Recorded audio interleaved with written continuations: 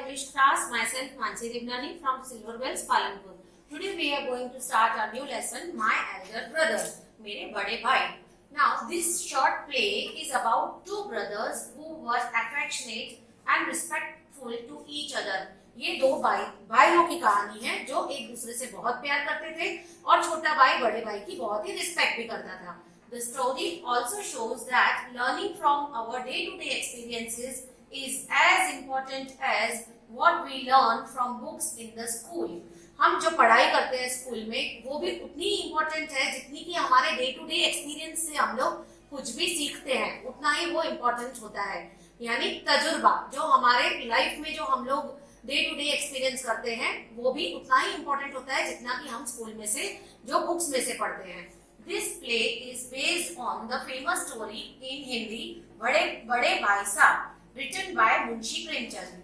ये स्टोरी मुंशी प्रेमचंद जी ने लिखी है हिंदी में जिसका नाम है बड़े भाई साहब. See here, ये दो भाइयों की कहानी है.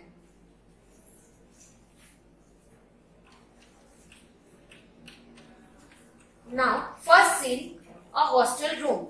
Two brothers aged 9 and 14 years sitting at a study table.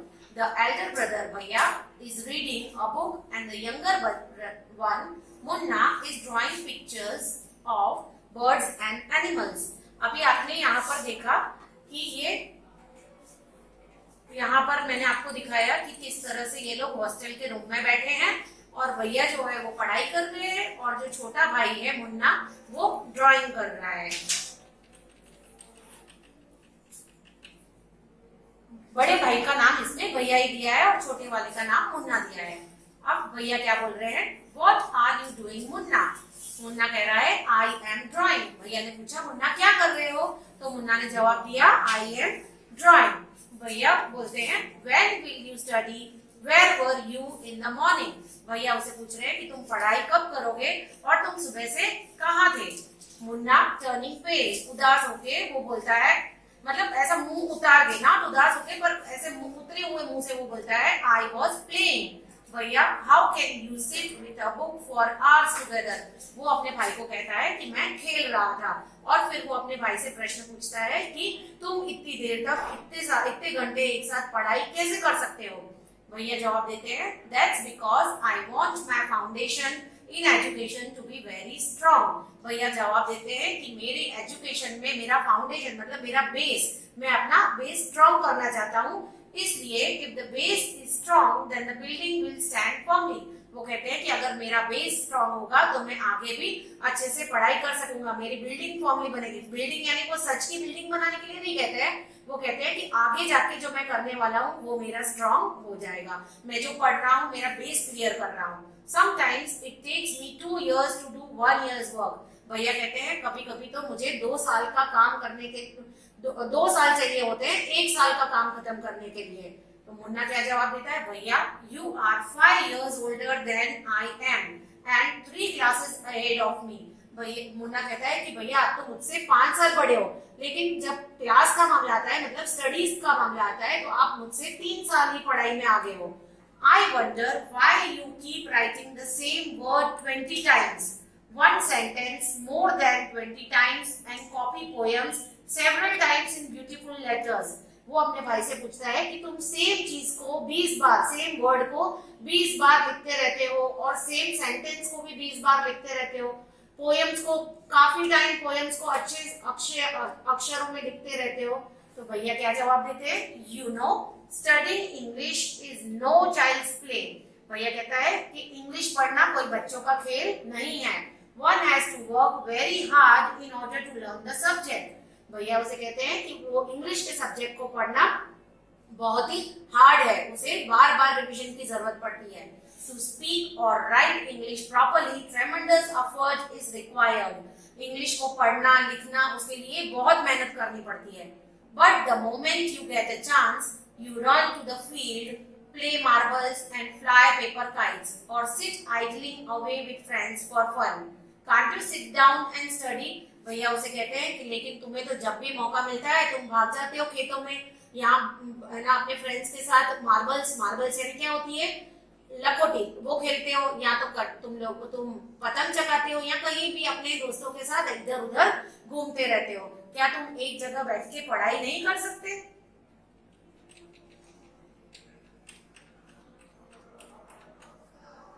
Now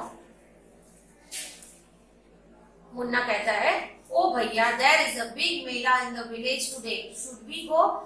Munna भैया से कहता है कि गांव में बड़ा सा मेला लगा है, क्या हम वहां पर चले? भैया क्या कहते हैं, have you ever seen me going to a fair or going to watch a cricket और हॉकी मैच? क्या तुमने मुझे कभी भी मुझे देखा है कि मैं मेले में जाऊं या क्रिकेट खेलूं या hockey match खेलूं?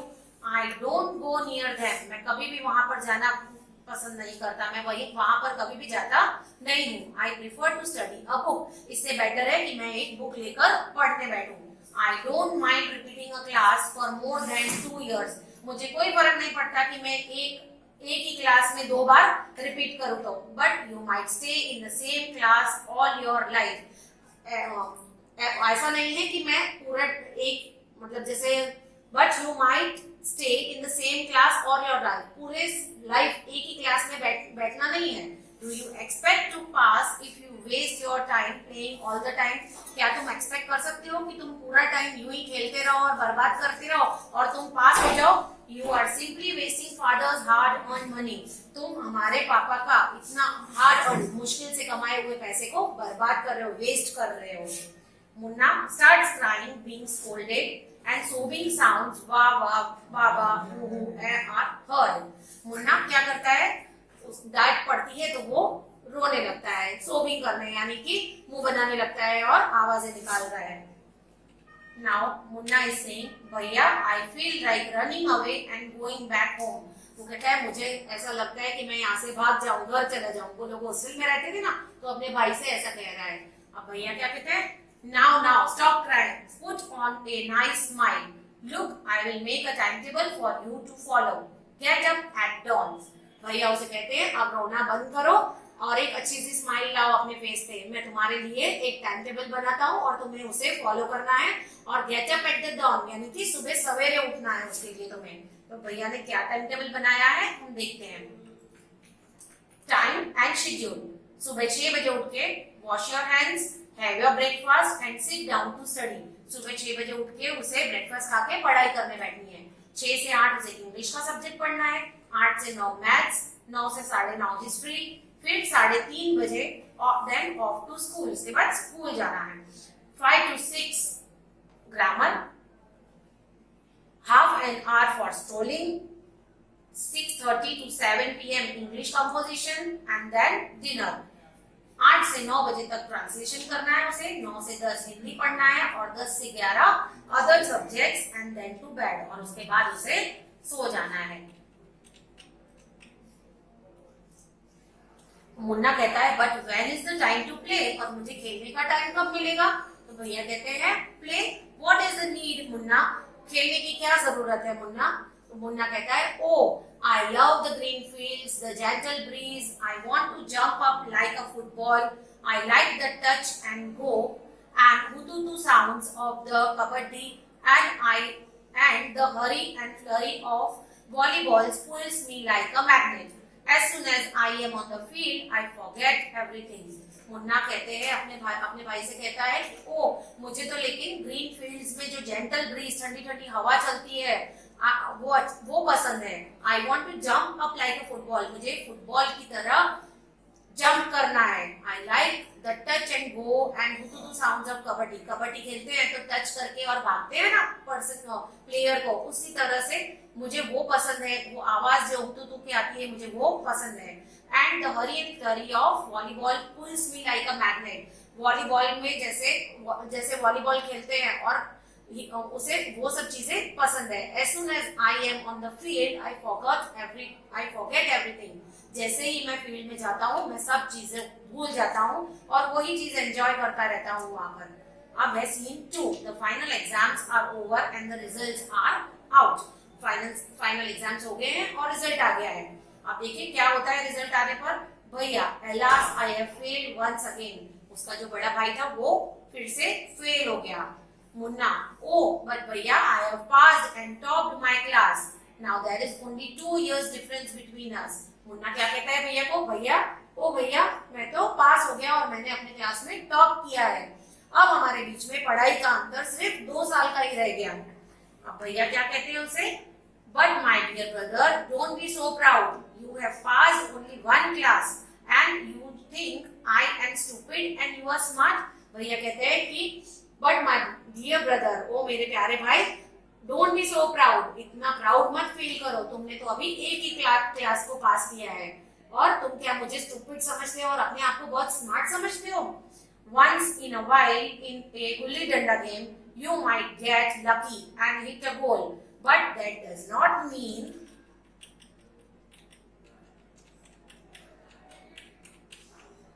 You have mastered the game. एक बार गुल्ली डंडा खेलने में जीत जाने से ऐसा नहीं होता है कि आप गेम के मास्टर बन जाओ।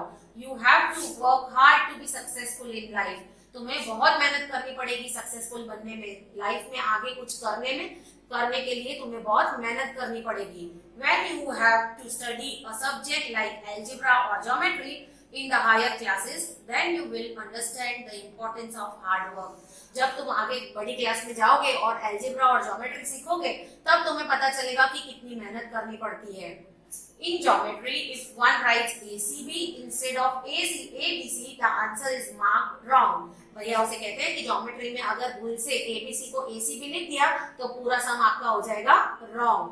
The examiners will not spare you. जो examiners मतलब जो टीचर्स जो पेपर चेक करते हैं हमारे, वो आपको ऐसे ही नहीं छोड़ देंगे। They want you to learn word by word from textbook. उनको word to word लिखा हुआ चाहिए, जो टेक्स्ट बुक में है वैसे ही आंसर्स उनको टेक्स्ट बुक में चाहिए। मुन्ना कहता है, ओ भाई साहब this is scary, I don't think I want to go to 9th class now. Munna भाई कहता है, भाई साहब मुझे तो बहुत डर लग रहा है अभी से ही, मुझे 9th क्लास में नहीं जाना, but I will still complete my days homework so that I can get no punishment in the class. पर फिर भी मैं कोशिश करूंगा कि मैं अपना दिन का पूरा होमवर्क कर दूं और मुझे क्लास में कोई भी पनिशमेंट ना मिले। तब भैया उसे कहता है, just today we were asked to write a short essay on the topic of punctuality in 4 pages. भैया कहते हैं कि आज ही हमको क्लास में एक टॉपिक मिला था। क्या था टॉपिक? पंक्चुअलिटी। और कितने पेजेस भरने थे उसके? 4 पेजेस में वो हमको लिखना था। And imagine, can something be written on 4 pages and still be short? और टीचर्स क्या कहते हैं कि एक शॉर्ट कॉम्पो लिखना है आपको 4 पेजेस में। तो क्या आप समझ सकते हो कि 4 पेजेस में क्या कोई शॉर्ट कॉम्पो लिखा जाता है? It's all so mixed up, ये सब बहुत मिक्स्ड अप है। मुन्ना कहता है, thinking aloud, thank god it was time for school or else the scolding would have gone on. Munna क्या कहता है, थैंक गॉड कि मैं अभी तो छोटा ही हूं, नहीं तो फिर मुझे भी इस तरह से डांट सुननी ही पड़ती। Now scene 3. The results were out once again and it is so happened that Munna passed and Bhaiya failed again. अब क्या हुआ scene 3 में? क्या बता रहे हैं कि फिर से रिजल्ट्स आई और मुन्ना तो हो गया पास लेकिन भैया फेल हो गए। भैया was very upset. भैया बहुत ही अपसेट हो गए थे। Munna was also sad seeing his brother so unhappy. Munna भी थोड़ा दुखी दिख रहा था क्योंकि उसका भाई भी दुखी था, इसलिए भैया now becomes gentler with Munna. अब भैया थोड़ा नॉर्मल, थोड़ा जेंटल हो गए, अब सारा दिन उसको डांट नहीं रहे हैं। Munna became naughtier because of this and studied even less than before. और उसकी वजह से क्या हुआ है, क्योंकि डांट बार बार नहीं पड़ रही है तो मुन्ना भी नॉटी होता जा रहा है, पढ़ाई पे कम ध्यान दे रहा है पहले से, थोड़ा पढ़ाई पे उसने कम ध्यान देना शुरू कर दिया।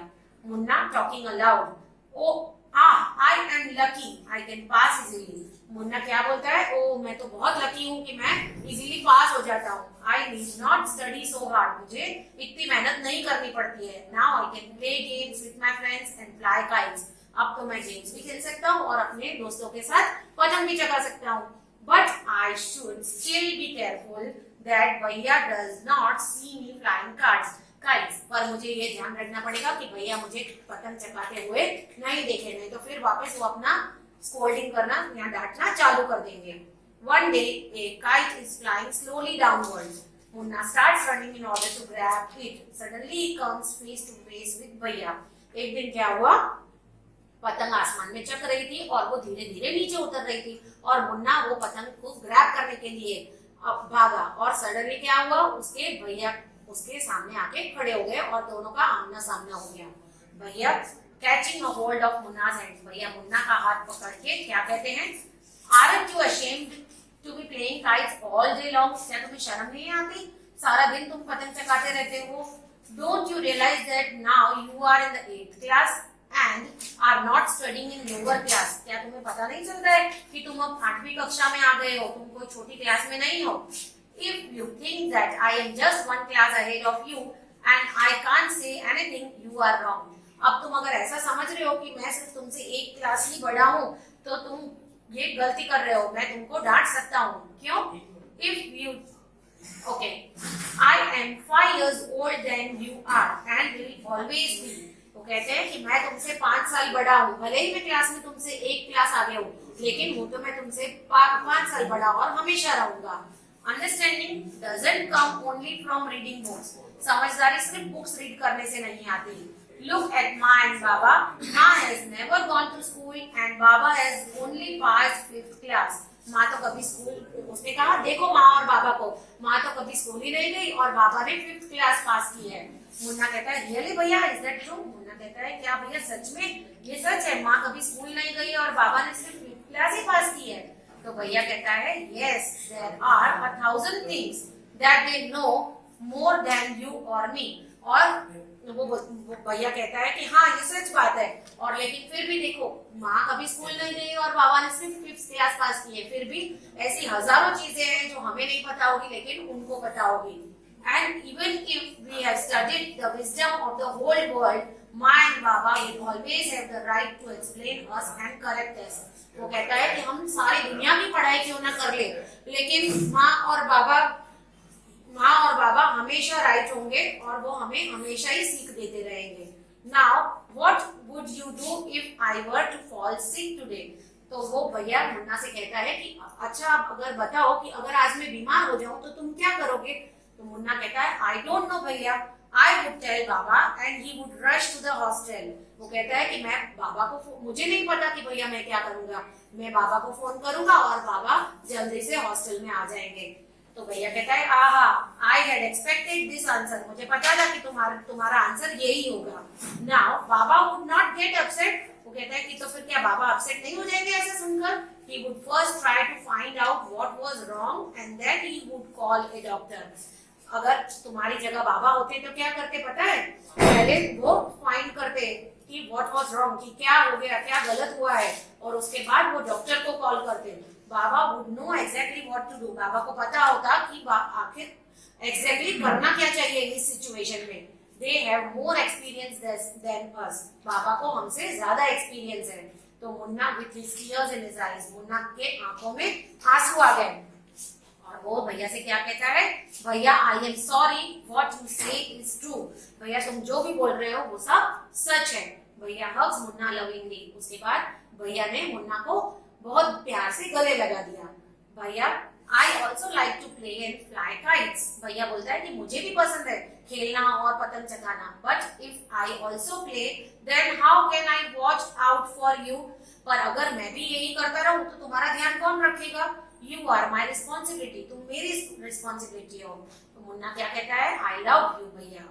मुन्ना कहता है आई लव यू भैया, तुम मेरा इतना ख्याल रखते हो और तुम खुद नहीं खेलते लेकिन मेरा ध्यान रखते हो, सो आई लव यू। तो देखा आपने किस तरह से इन दोनों भाइयों का के बारे में किस तरह से स्टोरी कही गई है। बड़े भाई की जिम्मेदारी होती है छोटे भाई को संभालना, और छोटे भाई की भी जिम्मेदारी होती है कि बड़े भाई का कहना मानना। Okay, thank you.